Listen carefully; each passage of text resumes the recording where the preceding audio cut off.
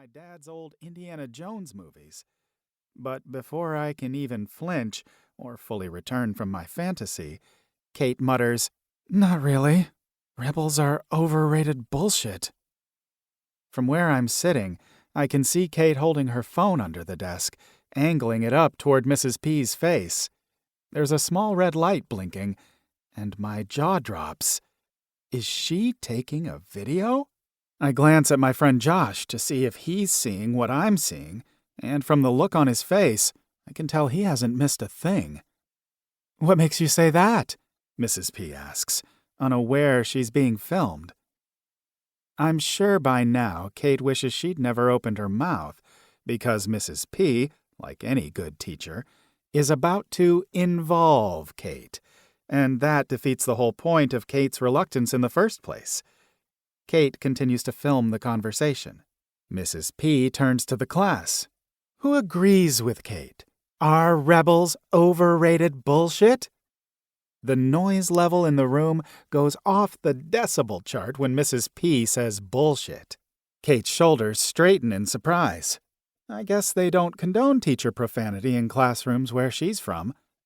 As for me, I'm no longer paying attention to Mrs. P's lesson. I can't take my eyes off Kate. She's tucked her phone in her back pocket and is gripping her backpack like she's on the verge of bolting. Everyone else is watching her too, like she holds a classified secret from the future that they need to know. Then Kate looks up and catches me staring at her. Our eyes lock and she snarls. I look away and don't dare sneak a look for the rest of the class. But by then it's too late. I can feel her across the room. Kate Cooper has been in my world for less than an hour, and I already know she's someone I want to know more about. Really. I mean, I would have mocked such a declaration last week if it was written in a novel, all that crap about chemistry. But maybe it really happens. Needless to say, I try to find Kate at lunch, but not in an obvious way. Instead of staring at the floor like I normally do when I walk to my locker, I keep my head upright.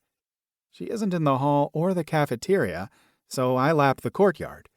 Still nothing. Finally, I see her outside, coming from the direction of downtown. She's alone and still wearing her backpack, like she hasn't bothered to get a locker and isn't planning on returning Monday morning. After lunch, I go to Anthro, but Kate isn't there. In fact, I don't see her until after school when I climb on the bus. I look toward the back seat where Josh is sitting, and there she is.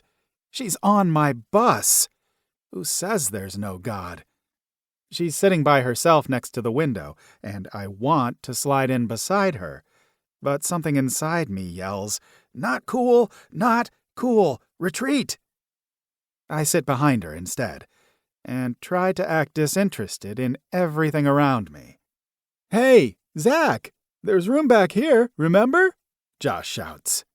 I wave to silence him and jerk my head toward Kate. He rolls his eyes and grins like, "Good luck with that."